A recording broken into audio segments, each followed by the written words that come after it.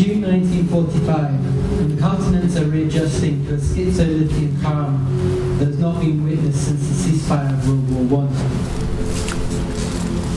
Against this spastic backdrop of social, political and geographic renegotiation, a frenetic international underground market of information exchange and personal commodification is being furiously traded in by US, UK and Russian governments.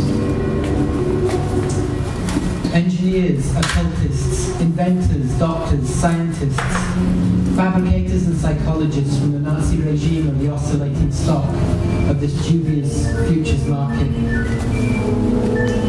In the USA, the Office of Strategic Services initiated Operation Paperclip as a resource investment strategy that can be applied to the movements of this dark art science economy. Once invested in, they are quietly put to work in small, tightly bound research teams of weapons developers, audio intelligence cells, and into cabals of physical and mental endurance.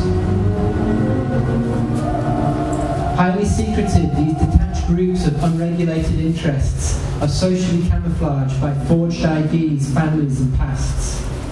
Once the Joint Intelligence Objectives Agency had re-recorded the biographies of their human investments, they are granted security clearance to work in the United States. Fundamentally undercover in every imaginable aspect, they behave like sleeper research cells. Each one is independent with no links back to an institution or an umbrella organization. One of these research cells is named Audint. It is composed of members of the Ghost Army, a division of the US Army engaged in tactical deception during World War II, consisting of approximately 1,100 actors, sound technicians, artists and other creative types taken from art schools and advertising agencies to construct fake tanks, soundscapes and radio transmissions in order to saturate the Nazis with disinformation about the plans, whereabouts and numbers of Allied forces. In 1944, the Ghost Army trained and deployed the first battle DJs into the global collision that is World War II. They are the originators of the sound clash as a weaponized force in times of conflict.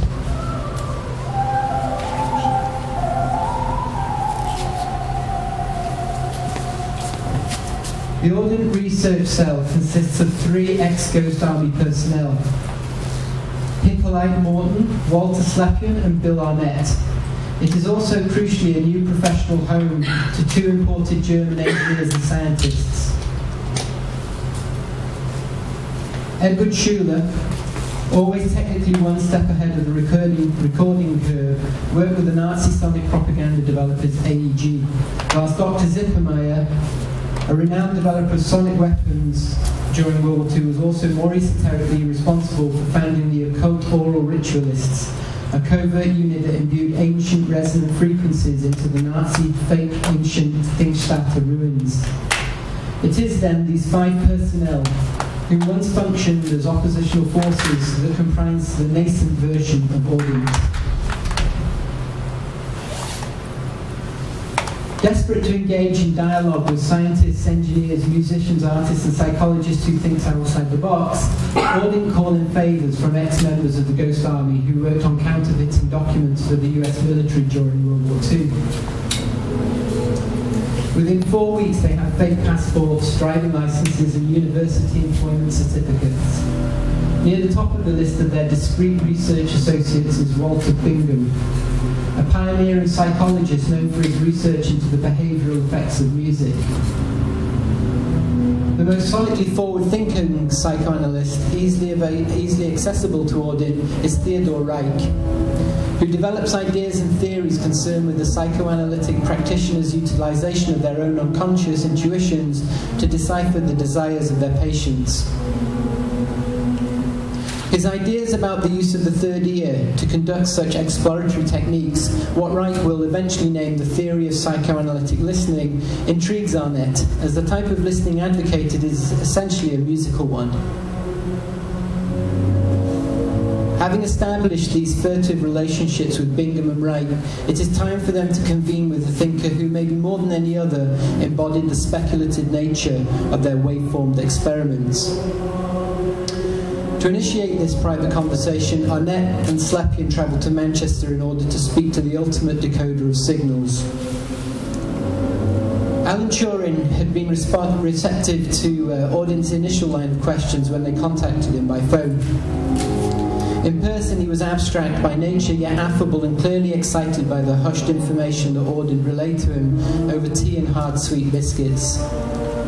The conversations become increasingly abstract and fantastic until Bill Arnett manages to sequester the psychedelic dialogue and pin Turing down, so to speak, on the vibrational logistics of numerical and material collision when considering the theoretical dynamics of engineering tables that turn. From the early days after World War II, Audint have concentrated their efforts on investigating what occurs to the human subject when it is subjected to the collision of sound, or the sound clash.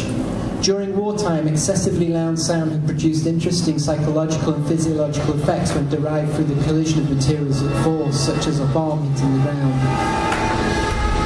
When this was reinforced by a screaming tonal amplification from the aircraft that affected the collision, as was the case with Stuka bombers, an anxiety was produced that was far greater than the sum of its parts. By extension, it is the collision, in all its vibratory formats and excesses, that interests Audint. In a small, neatly furnished office, Turing, Arnett and Slepian are still deeply engrossed in an exchange of ideas that revolves around the alchemical properties of shellac when it is stamped into flat rounds and grooved with its waveform of information. They discuss the inversion of the usual spinning of this disk until Turing suggests the possibility of producing a table that has two arms, starting side by side at the 6 o'clock position on a static slab of shellac and working their way around a locked groove, tracing its curve until the needles collide at the 12 o'clock position. Turing's notion of playing a locked groove in its forward or clockwise future state and reverse anti-clockwise past state until the two arms turning around the static vinyl meet and collide with each other excites Arnett and Slepian. The pair do not sleep much that night as they busily start drawing diagrams and planning the construction of such a device, an instrument that in the great coder's honour they bestow with the working title, the Turing Table. It is now 1946, and the Turing Table is ready for testing 5 months after Arnett and Slepian arrived back in the USA. Never before have they tried playing a record backward and forward at the same time. 3 prototype locked groove records are pressed to specifically achieve this, each with 6 isolated rings of different yet complementary content within its black pitched circuits. Audint's experiments with the Turing Table are coded Operation Row-Ray. Via their modified turntable, Audint discharged sonic shrapnel known as hooks into their subject's neural flesh. Once transmitted, Audint hope that a channel will be opened up that allows them to literally get into the head of their subjects. The series of records are subsequently named the Gith repeaters. The categorization of each disc is based on the distilling of noise, melody and rhythm, an elemental formula of sonic motile power arrived at through the work of Hippolyte Morton. The research programs undertaken by Audint, along with the other independent research cells, are for their time bleeding-edge stuff. Since many are conducted in hidden subterranean levels of recently vacated munitions bunkers, such as Audint's, which occurs in the beach bunker at Cape May, New Jersey, they are referred to by the US military as underground programs. Through the word of mouth and conspiratorial whispers, this derivation becomes legendary amongst musicians, artists, designers and creative types, the same demographic who made up the Ghost Army in the first place. From this point on, the word underground is subsequently attributed to any form of cultural production that is distinct from mainstream expectations and desires, is technologically and philosophically innovative, and with regards to its transgressive social responsibilities remains ethically ambiguous. Upon initiation of the Row-Ray trial, the 2 German researchers are psychologically and physiologically shattered from the shellacking that they have been subject to over the preceding months. When Slepian and Arnett play the trio of Turing tables at the same time, 3 hooks are produced, creating a neurological heterodyning in Schuller's head. His cranium has been opened in 3 different places, and the hook has been transmitted to each vulnerable fissure of neurological flesh that has been pierced by coded vibrations. Each auditory hasp composed at the nexus where the subliminal message and the overt communication converge. A sonic tracing of the nebulous boundary that distinguishes the conscious from the subconscious. Triangulating between the three channels of melody, noise and rhythm, the viral interlopers converge at a single point, the optimum neurological position from which the most economic route can be traversed through the limbic system and on into the amygdala. The clustering of these three hooks, along with the fragments of encephalitic matter that have been adhered to them, creates an infection in the mind which mutates over a matter of minutes into an earworm. With its cranial mission vibrationally encoded into its operating system, it is time for this waveformed artificial intelligence to tunnel. Due to its first host being German, Audint named their sonic parasite Ohrwurm. Buried deeply into the subject's amygdala, it next hunts for and attaches itself to the sonic recollections that have been transposed through the cultural DNA of the host. Once it has located an ancient non-oral sonic communication, it modifies again and coexists as oscillating flash and spectral memory, losing its status as an external entity as it symbiotically fuses with its new host. It is a frequency-based cellular instrument that exists within all of us, and it beholds a capacity that has regressed since the development of the printing press, and thus with the loss of oral tradition. It is the third ear. Now that this haunted organ has been reconnected to Schuller's mesh of gossamer axons, it is active. As an antenna, its first transmission is routed via the cochlear nerve and tympanic cavity, causing a ringing in the ears known as tinnitus, a signal that denotes a connection to asymmetric worlds, to other times and spaces, and to other forms of vibratory intelligence. As the ringing tone splits and becomes polyphonic, an increasing number of signals are sent out. This neurological multiplexing means that the Ohrwurm becomes an augmented device that allows contact to be made with voices from the past, present, and future. Only when the ringing tone is split into multiple frequencies does the third ear become activated for communication with otherworldly presences. In a brief moment of lucidity between mutated states of consciousness, Schuller reveals that instead of being vibrationally connected to the other members of Audint, he has become aware of auditory messages from asymmetrical points along the continuum of human communication systems. Ultimately, he is aware of the capacity within himself to interface with not only those alive, but also those that have a more abstract relation to the living. In metaphysical terms, the ringing in his ears is a call to those that permeate the thresholds of existence, the metaphorical phenomena to those frequencies that exist at the perceptual boundaries of humankind, the dead and the yet to be born. Schuller's mutations are not noticed at first because they are too subtle. After numerous all-night sessions with the two-room table, however, these initial changes become amplified and begin to distort the engineer's behaviours and physical appearance as the Ohrwurm lulls him into a state of physical inertia and communicative excess. His nose, ears, eyes and mouth all start gradually diminishing size until they offer only faint suggestions of their previous function. The angles and gristle that defined his identity worn away into smooth ruins. The furrows, lines and creases which once traced the features on his face, meanwhile, start to join up and wrap around his skull, which over time results in Schuller's head and body resembling a cross-section of geological strata. Audint has split the ringing tones in his third ear to such a degree that he has hundreds of vacillating frequencies interwoven into it, which means that he is effectively channeling hundreds of voices at any given time. Overstimulated, his new phantom organ now functions as an emotional lathe that cuts into his dermal interface. In a gross oversight, Audint have effectively transposed the recorded grooves of the Gith repeaters into the flesh of Schuller, and in doing so have rendered him the monstrous embodiment of excessive communication.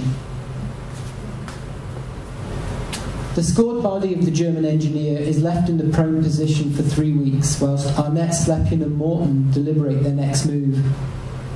After numerous long and arduous discussions, they collectively decide that the most humane course of action here is to terminate the existence of their test subject. In anticipation of such unforeseen circumstances, each research cell has been issued with a shoebox full of vials full of solutions such as pentobarbital, confiscated from the offices of Dr. Karl Brank, who was the Reich Commissioner for Health and Sanitation and organizer of the Nazi euthanasia program Action T4.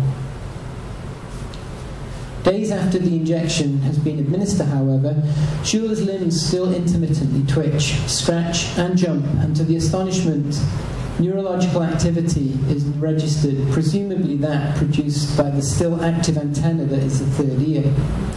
Somewhat overwhelmed and fearful of the potential of their experiment should it fall into the wrong hands, Audint take the difficult and dangerous decision to cut their ties with the military. With immediate effect, they will gather up all of their equipment, bespoke technologies and personnel, and take off for the wilderness of Vermont, where they will carry on their research in a large wooden cabin built by Sleplin's father a decade earlier. Having amassed their sonic belongings, the 4 remaining able-bodied members of Audint load them into their recently procured Ford 1.5-ton cab-over truck. They still need to camouflage Schuller, though, and it is only when they rummage through the engineer's old room that they come across unopened boxes that Schuller had brought with him from his secret work during the war. Multiple spools of magnetic tape. Starting at the toes, they frenetically bind the legs and stand the torso up and carry on until they finish wrapping the head. The following day is spent constructing a coffin-shaped bass speaker unit to house their newly magnetized man. Once loaded onto the Ford, they are ready to depart and start a new episode as a rogue cell. When it is discovered that Audint no longer inhabit the Cape May bunker, over 3 weeks have passed and they are long gone. In response to the US military's attempt to synthesize the O-worm's sonic formula and fearful of being found, Arnett smashes the original battlefield discs, but not before they have split the content of the vinyls, lock grooves into small sonic passages, which are then discreetly embedded into sound effects and stereo fidelity records. Audio Fidelity Records presents a new stereophonic sound spectacular.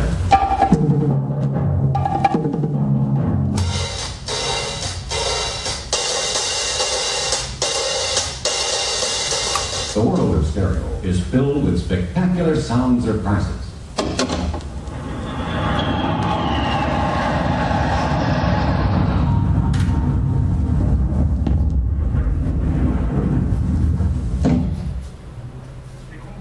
To ensure that the waveformed information of the Gith repeaters are hidden in plain hearing, Audint are responsible for the mass production of test tone records and special effects vinyl over the following 3 decades. A collection that ends up in flea markets, thrift stores and church bazaars, forming what is known as the Dead Record Network. Their work on the Dead Record Network is exhausting, until finally in 1954 they discreetly helped fund Audio Fidelity Records out of New York City in order to produce larger number of discs carrying the embedded samples. Audint's reasoning for the DRM resides in the belief that future iterations of the cell will work on deciphering and amplifying the capacity of the hook, the O-worm, and the ringing through the information encrypted within its final network.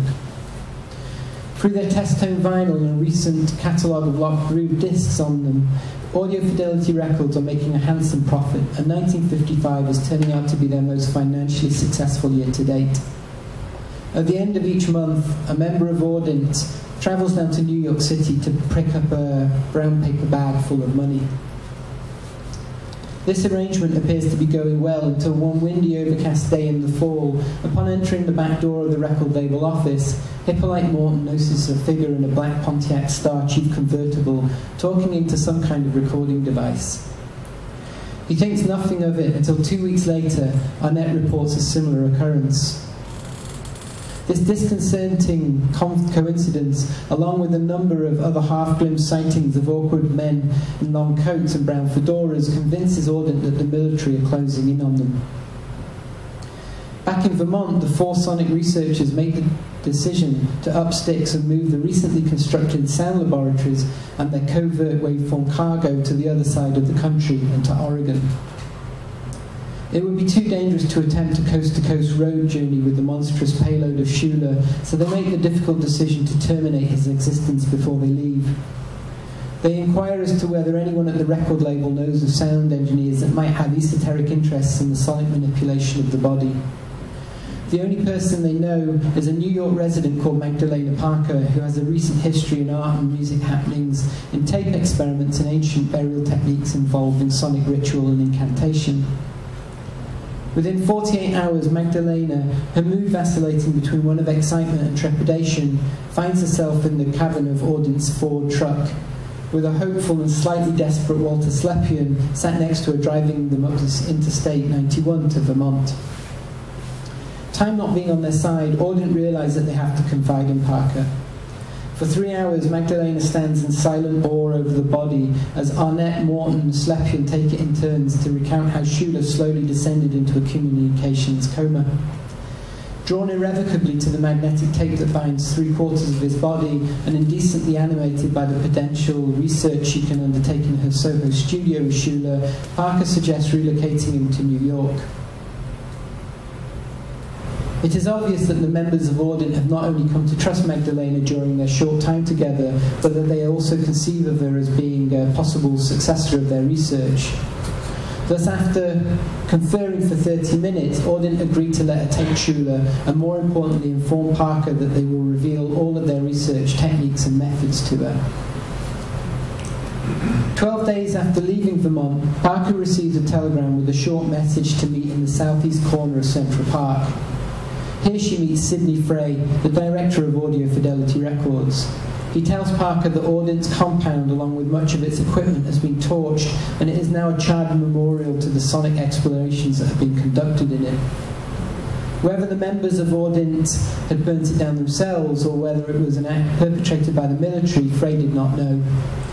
More worryingly for Parker, Frey apparently has no forwarding address for the money owed to them, and so instead hands her a thick brown envelope, throws a quizzical look and hurriedly walks away, leaving Parker with the intuition that her life has changed irrevocably.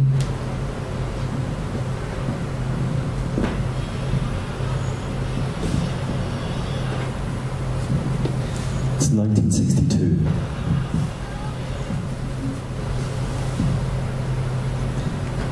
Audint's new torchbearer, Magdalena Parker, is a Chilean performance artist and filmmaker whose work revolved around the early experimental use of voices recorded onto magnetic tape and the production of cut-up pieces used as a form of ritual incantation.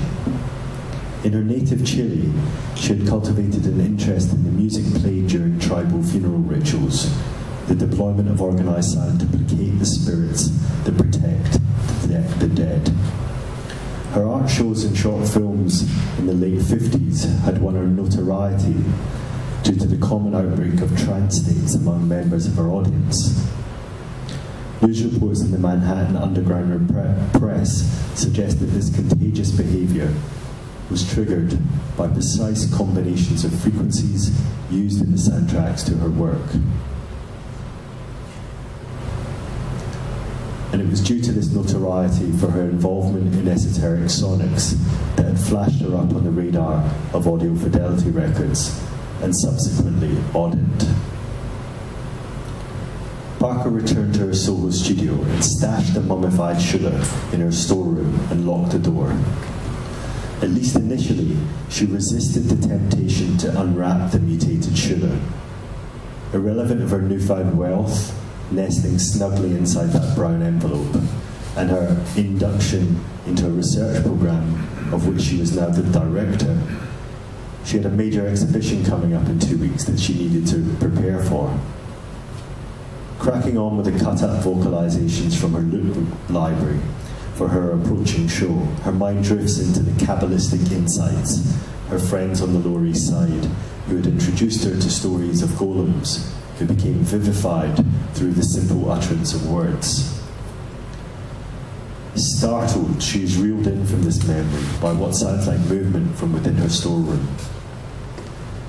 Leaving the tape loops cycling around her RCA Victor 7 TR3, she cautiously approaches the door to her cupboard, her pulse throbbing in her ears. 1964, June. Parker meets Van Fong and Spectre.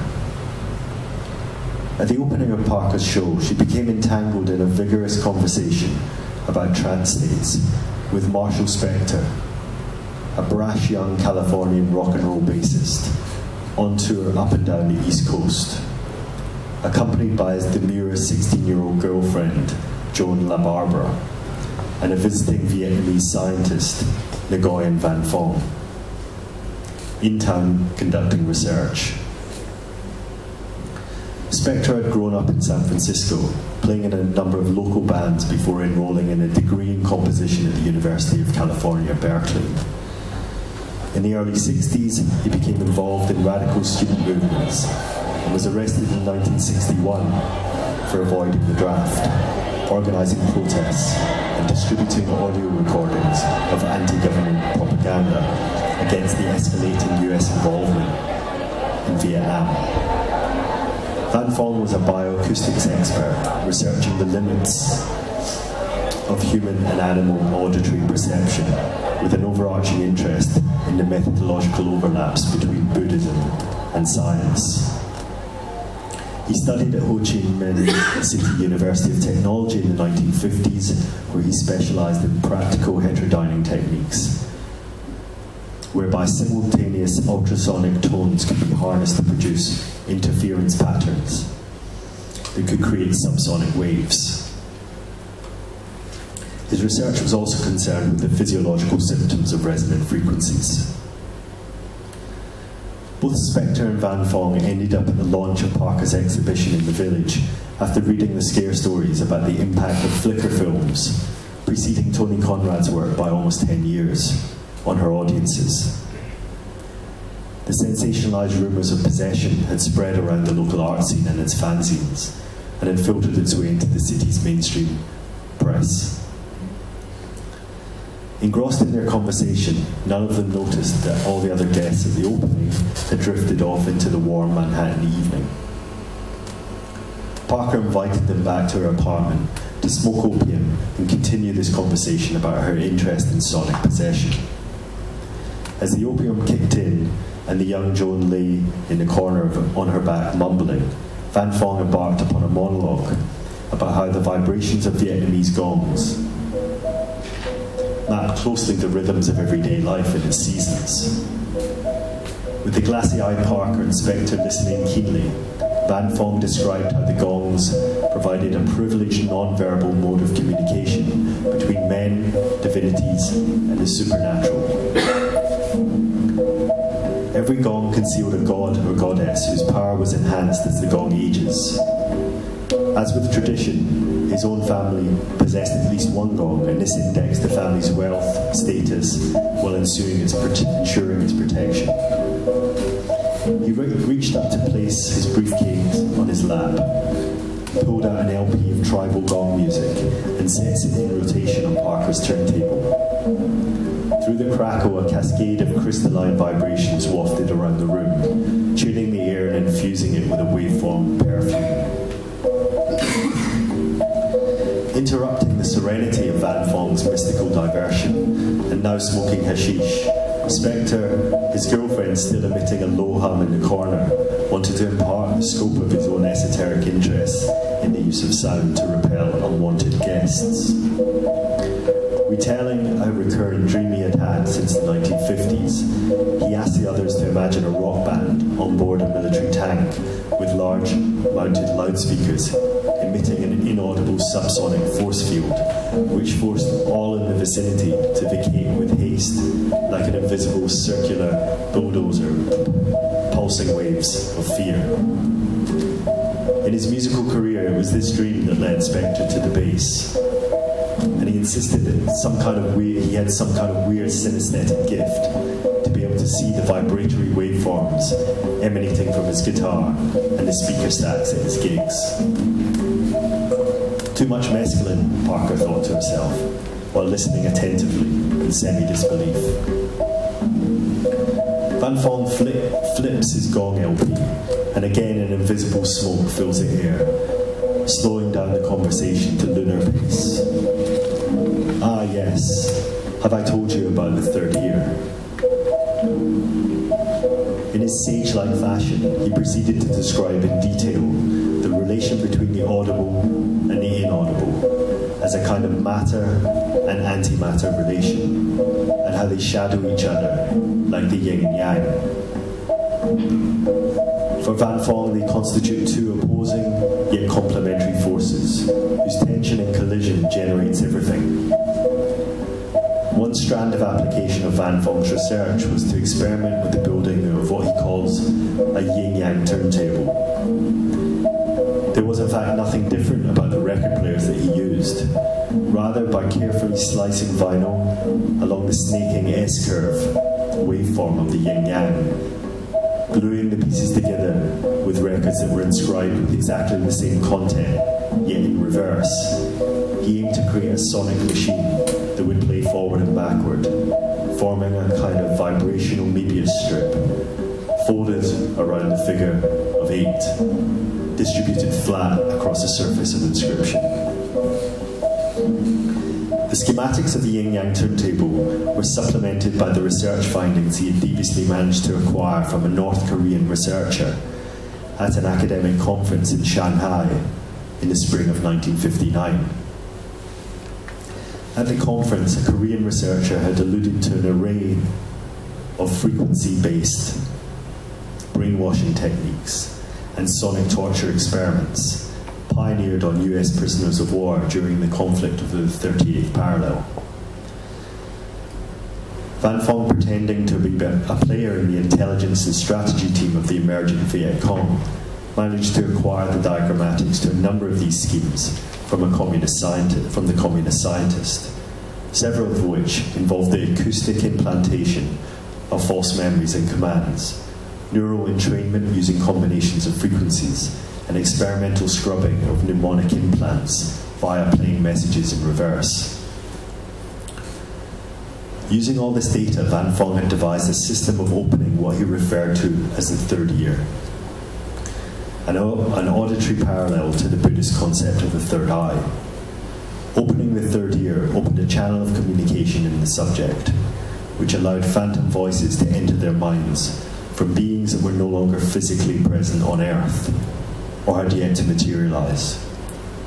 A dangerous side effect of the opening of this channel of phantom communion was that the ego could be overridden, enabling their bodies to be hijacked and remotely controlled, like a drone.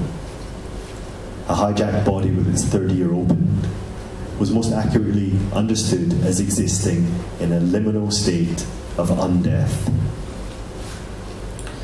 Feeling she had met some kindred spirits that she could trust, Parker opted to share her experience of induction into Audint and her closeted tape mummy, and invited them to join her in on a healthy financial retainer, intensifying Audint's research agenda.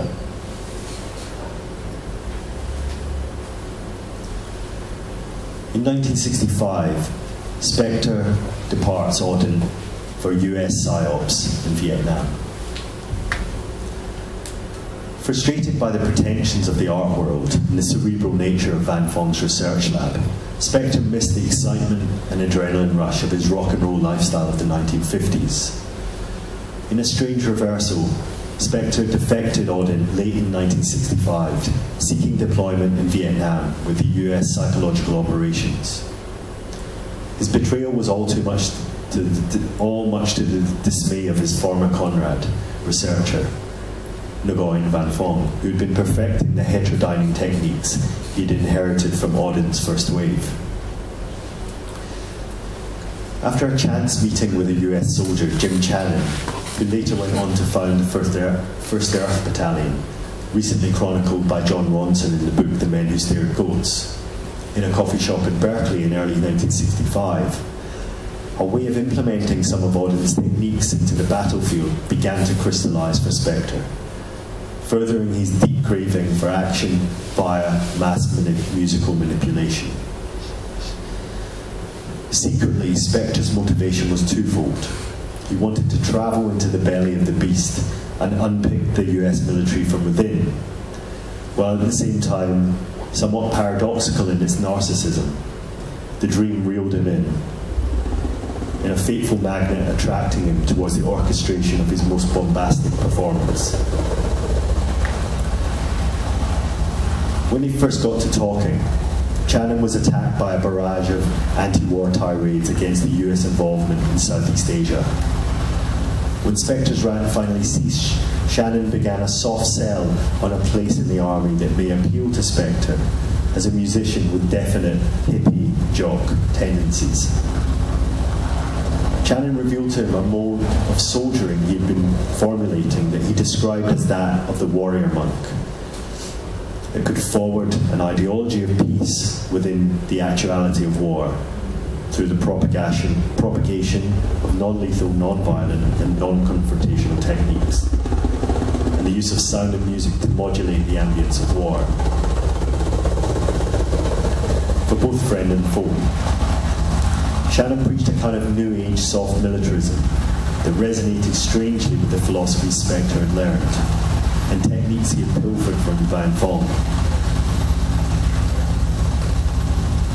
Shannon promised that if Spector enlisted in the US PSYOPs department, he could get resources and a team to experiment and implement all the experimental audio strategies derived from Audint during the intense 6 months he was involved in 1964. Spector was still chasing his recurrent dream, the 1950s, of doing a rock and roll concert in the middle of a battlefield.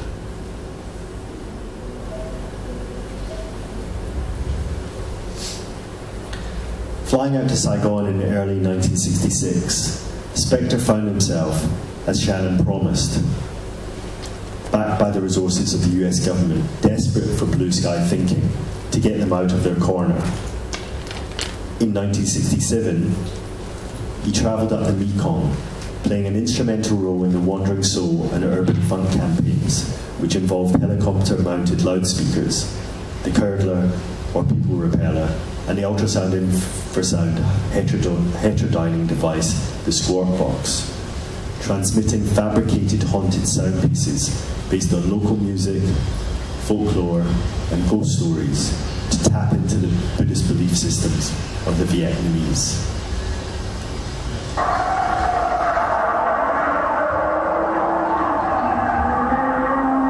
Vietnam, 1968.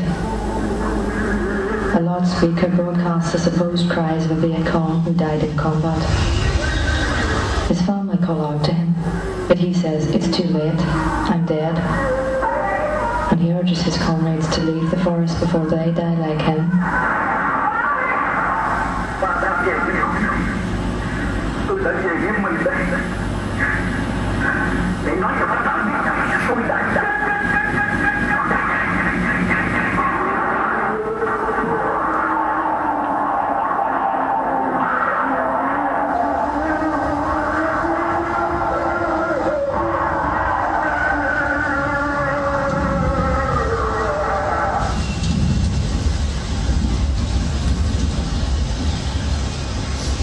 Spector played a crucial role behind the scenes, guiding the 6th PSYOPs Battalion of the US Army and some units of the US Navy, deploying the Wandering Soul campaign via helicopter-mounted loudspeakers.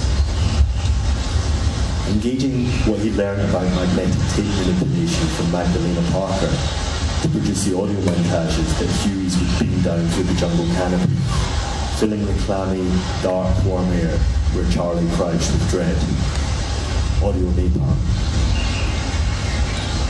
Engineers spent weeks recording eerie sounds, following Spector's insights regarding masking, phase, and the embedding of subliminal content, subliminal silent messages in music through inducing Van Fong's third-year heterodyning techniques. The montages consisted of the cries and wails, emanating from the souls of the dead comrades who had failed to find the peace of a proper burial. The wailing soul could not be put to rest until this proper burial occurred, and the wandering stopped. Feeling like he was coming close to building his Wagnerian dream into reality, Spector advised the 6 PSYOPs to flood the sound of the tapes into the jungle all night, to spook the superstitious guerrilla fighters. He speculated that even when Charlie realised they were hearing a recording beam from a helicopter, and not the spirit world, The fear that their souls would someday end up moaning and wailing in this fashion after death seeped into the guts of the enemy gunners by osmosis. Backed by eerie sound effects, the following excerpt was typical of the recorded content. Girl's voice. Daddy, Daddy, come home with me, come home. Daddy, Daddy. Man's voice. Ha. Daddy's back home with you, my daughter. I am back home with you, my wife. But my body is gone. I am dead, my family, my friends. I come back to let you know that I am dead. I am dead. It's hell. It's hell. It's a senseless death. A senseless. But when I realized the truth, it was all too late. Too late. Friends, while you are still alive, there is some chance you will be reunited with your loved ones. Do you hear what I say? Go home. Go home, my friends. Hurry, hurry. If not, you will end up like me. Go home before it's too late. Go home. Yet Spector's crude understanding of both Parker's and Van Fong's methodologies, both artistic and scientific, meant that his implementations were naive at best. The tapes that were recovered from Wandering Soul were B-movie horror corn, more likely to induce laughter than jolt a shiver down the spine. And strategically, many of the deployments proved an outright flop, failing to achieve the stated objective of convincing the Viet Cong to surrender. Often Wandering Soul merely proved provocative, drawing unfriendly fire. But somehow they did spook the enemy, but not in a way Spector foresaw. Reports circulated later in the 1970s of how Wandering Soul had had a deep effect on the psyche of guerrilla fighters. Many Viet Cong were reported to have heard additional messages to those intended, messages the US Army had no record of writing. The third ear had been opened, but it wasn't Commentel speaking loud and clear. While the dead could be heard attempting to persuade the living to surrender, an embedded sub-message demanded that the living acquire and ritually burn US dollars for them in order to alleviate their grievances inherited from their life in war. It was payback time.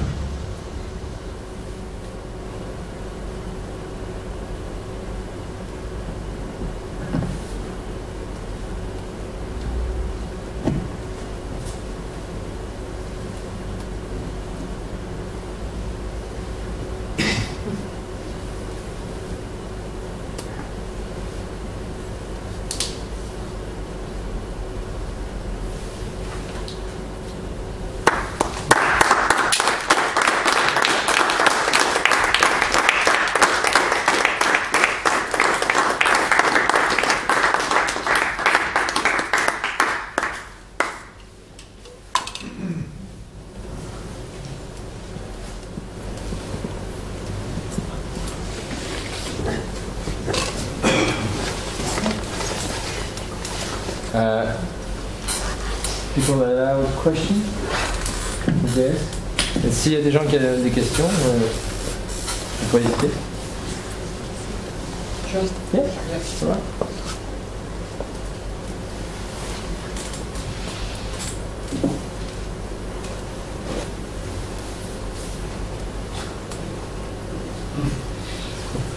When you started doing this research, is this a true story?